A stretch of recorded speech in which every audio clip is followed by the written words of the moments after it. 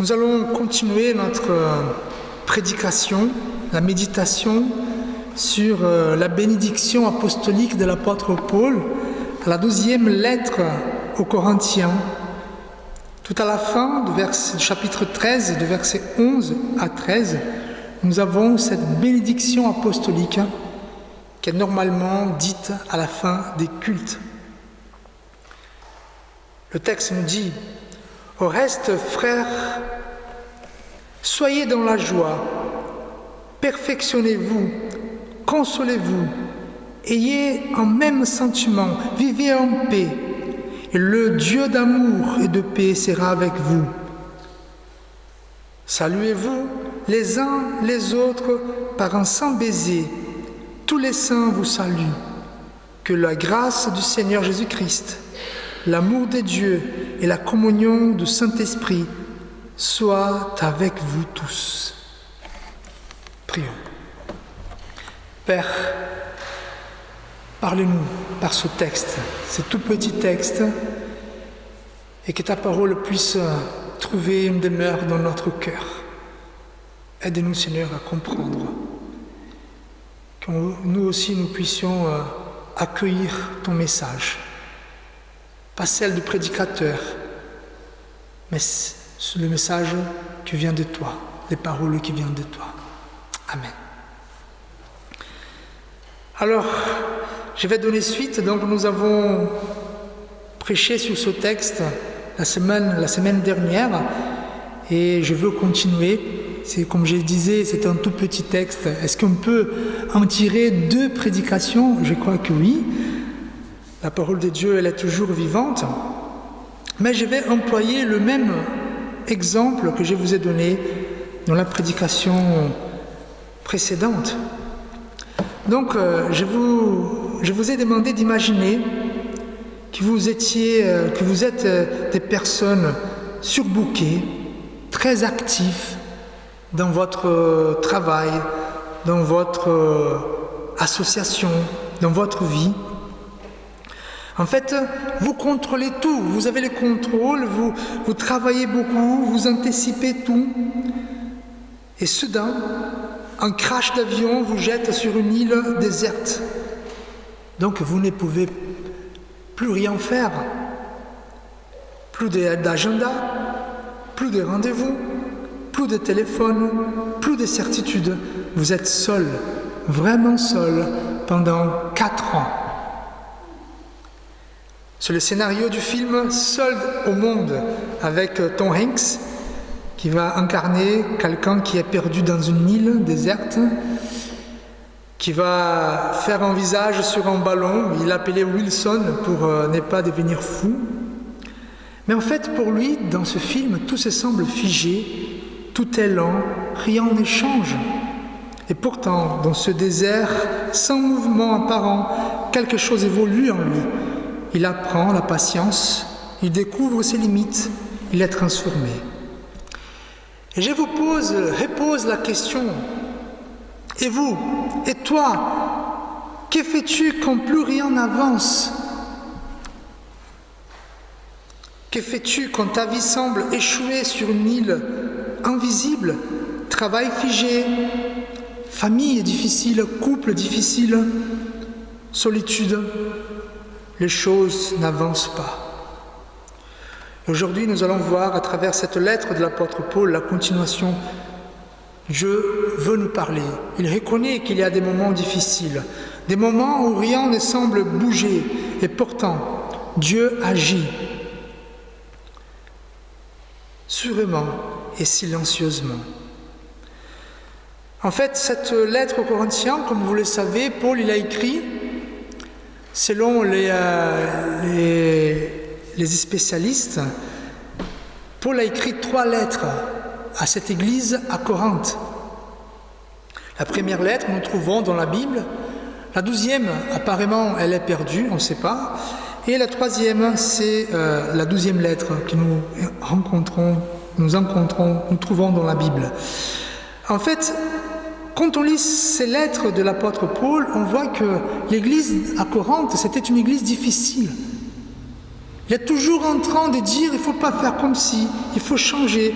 D'abord, il parle des divisions dans l'Église, ceux qui étaient partisans des uns et des autres, des problèmes de sexualité, de désordre dans les cultes, même des gens qui soupçonnaient la résurrection du Christ.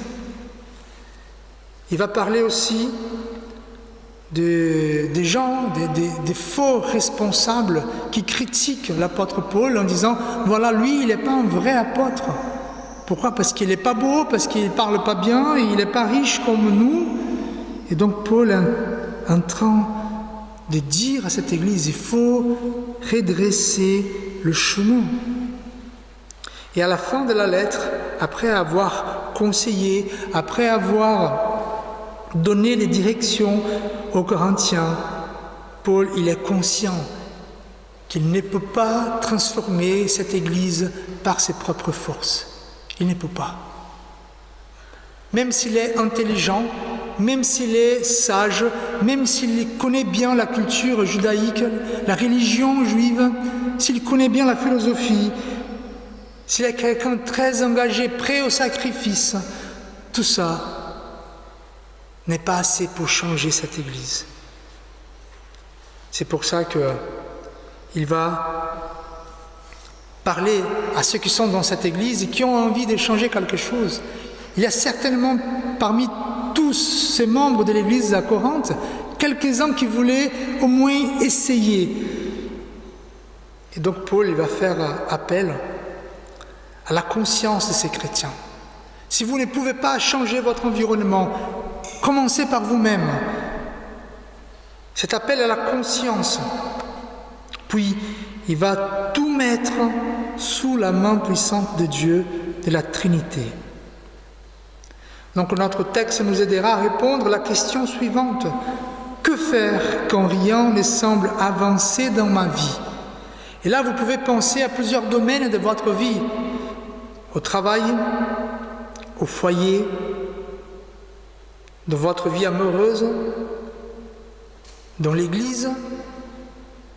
Que faire quand on veut bouger, mais notre environnement insiste à faire marche en arrière? Donc, Paul, il a conseillé, comme nous avons vu, vous pouvez trouver cette prédication sur Internet, la première chose qu'il va demander, c'est aux Corinthiens, il va leur demander de se réjouir, d'avoir un regard réaliste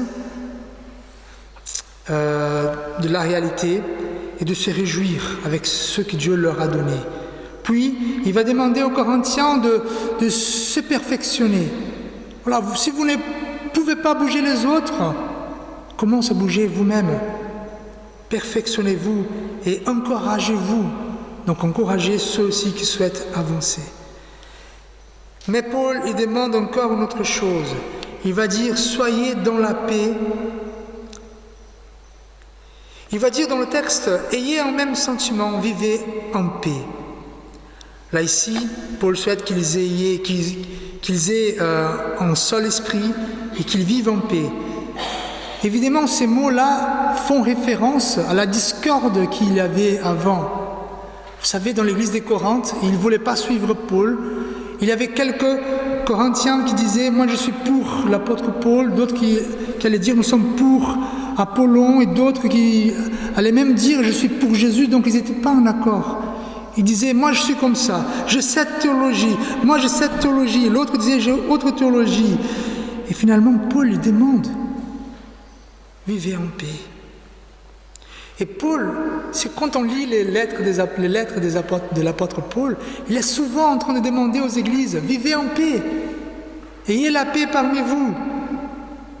Évidemment, frères et sœurs, dans une église, c'est difficile de vivre la paix, c'est pour ça que Paul en demande souvent. Et là, il va faire une promesse en disant, si vous vivez en paix, le Dieu d'amour et de paix sera avec vous. Ici, ce n'est pas une question conditionnelle.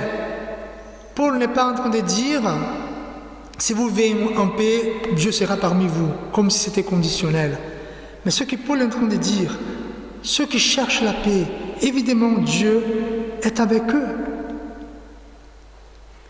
Tous ceux qui écoutent Dieu avec obéissance ont la certitude d'avoir Dieu et son amour avec eux. Si on cherche la guerre, c'est compliqué.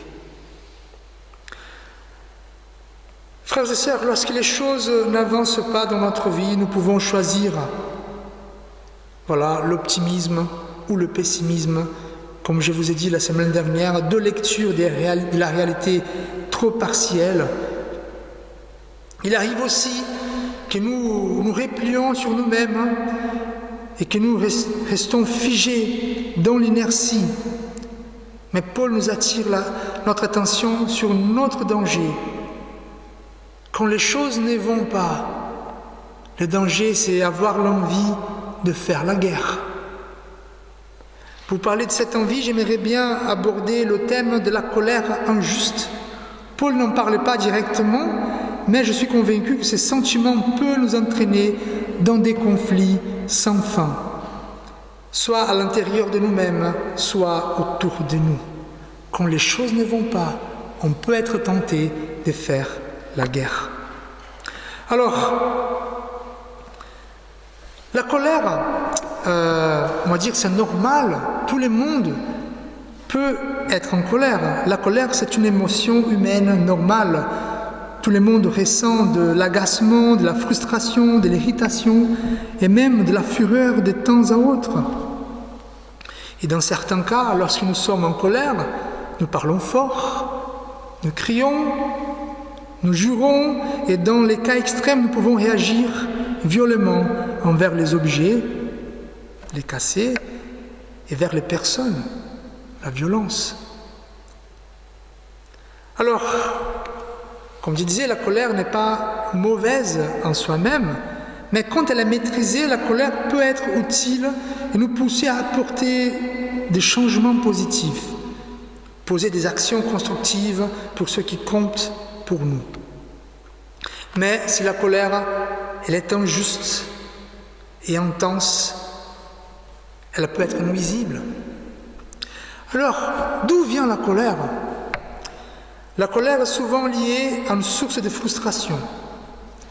Nos plans n'aboutissent pas, l'objectif souhaité nous échappe ou les gens agissent de manière contraire à ce que nous voudrions. Voilà, il y a ces moments, le sentiment de colère envahit notre vie. Et nous avons l'option d'avoir une colère qu'on appelle juste pour agir, et nous pouvons avoir cette colère injuste, démesurée, qui va tout casser. Alors pourquoi la colère nous donne envie de faire la guerre finalement ? Là, je vais employer la thèse d'anthologiens et psychologues, donc c'est Allender et Langman-III. Ensemble, ils ont écrit un livre, L'appel du cœur. Donc ils vont parler de la colère et ils disent « Par la colère, nous cherchons à compenser la passivité de Dieu en nous attribuant le droit d'agir. » Donc la colère commence quand on... Parce que pour eux, moi je suis d'accord, la colère c'est avant tout spirituel. Donc, quand les choses n'avancent pas, je trouve que Dieu est trop passif. Et là, je rencontre en moi le droit d'agir. Au lieu d'attendre, au lieu d'être vulnérable, je dois intervenir. Donc la colère n'est pas seulement un moyen de se protéger contre l'offense d'autrui, ou n'est pas seulement une source d'énergie pour aller au combat, mais cette colère injuste, elle est une injure lancée à Dieu parce qu'il refuse d'agir en notre faveur. La colère injuste commence quand j'ai dit à Dieu « Dieu, tu n'agis pas, donc je vais le faire, mais tu verras comment je vais le faire. » Je vous donne des exemples. Caïn et Abel. Caïn, il a présenté un sacrifice à Dieu et Dieu n'a pas aimé. La Bible ne nous parle pas les raisons. Et donc, il tourne vers son frère, il va tuer son frère, il est rempli de colère. Pourquoi il tue Abel ?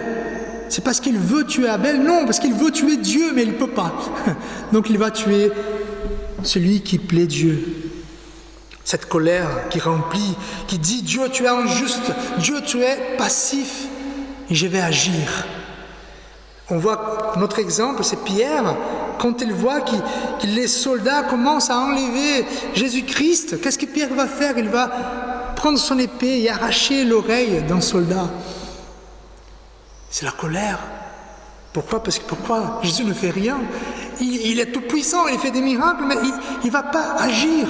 Donc Pierre, il dit, moi je vais agir à ma façon. La colère, c'est combattre le feu par le feu.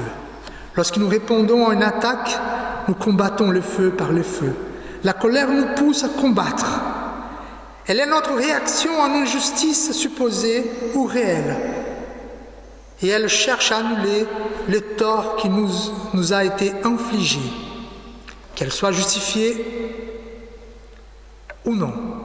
La colère stimule l'action, la respiration s'accélère, les muscles s'étendent, les champs de vision se rétrécissent et le regard se fixe sur l'ennemi. La colère pousse à prendre des décisions immédiates.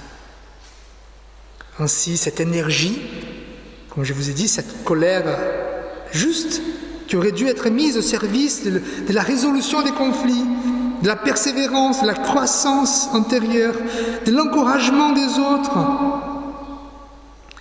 Cette colère se trouve détournée. Elle devient alors une colère injuste, déformée, qui alimente des guerres inutiles contre ceux qui nous entourent.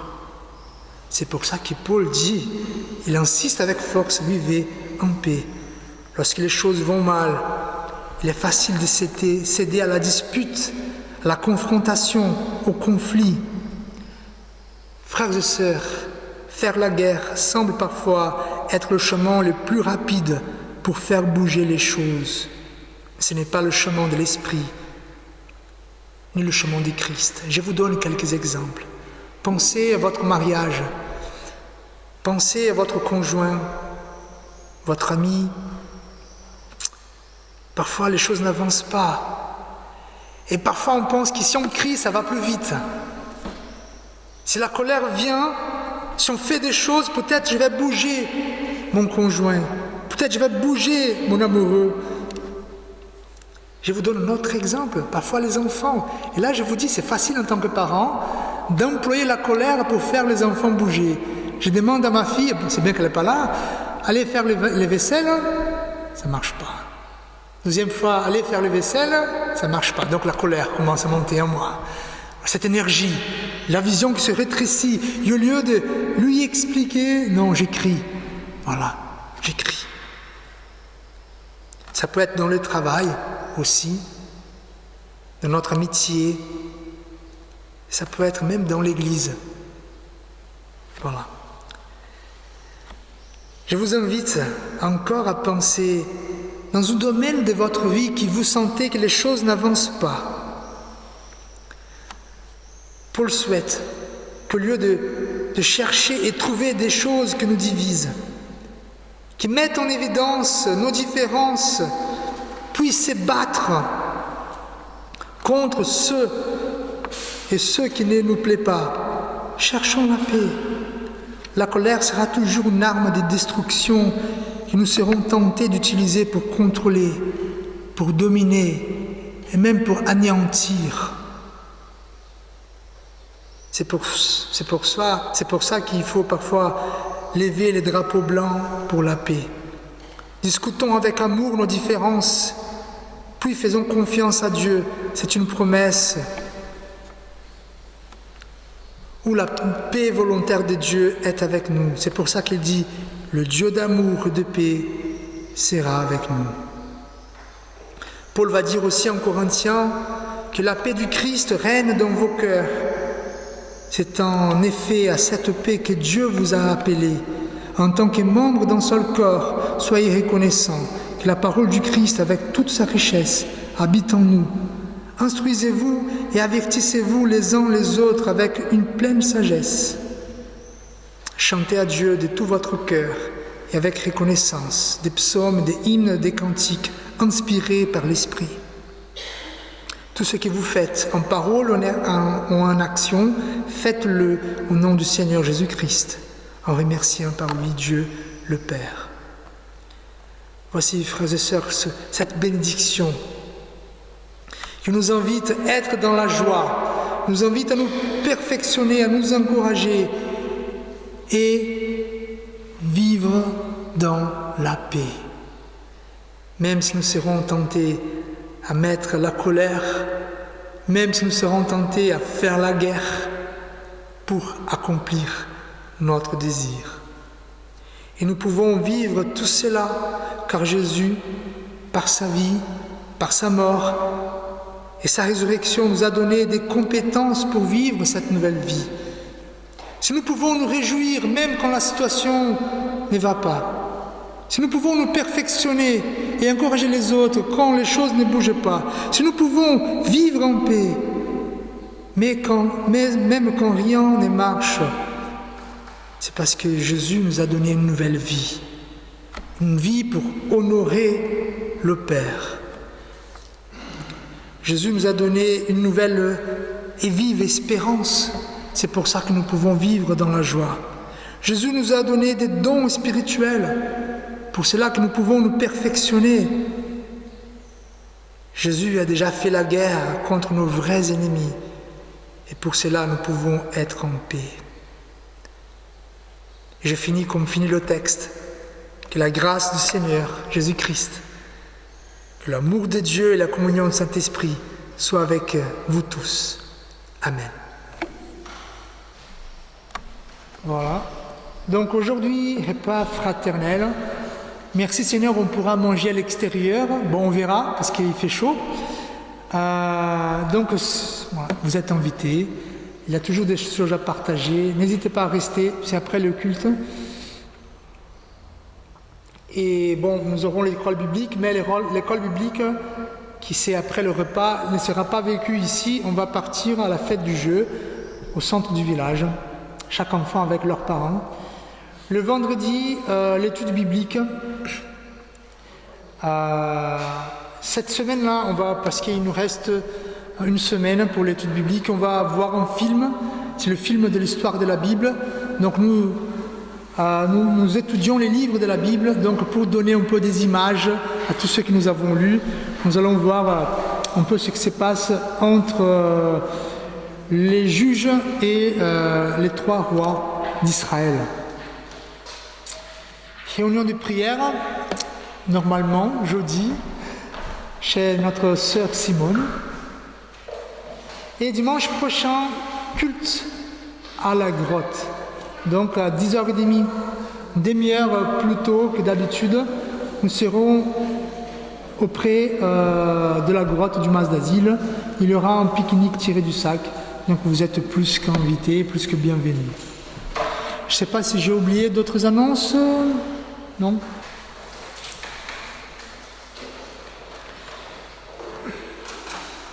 Frères et sœurs, vous êtes la lumière du monde.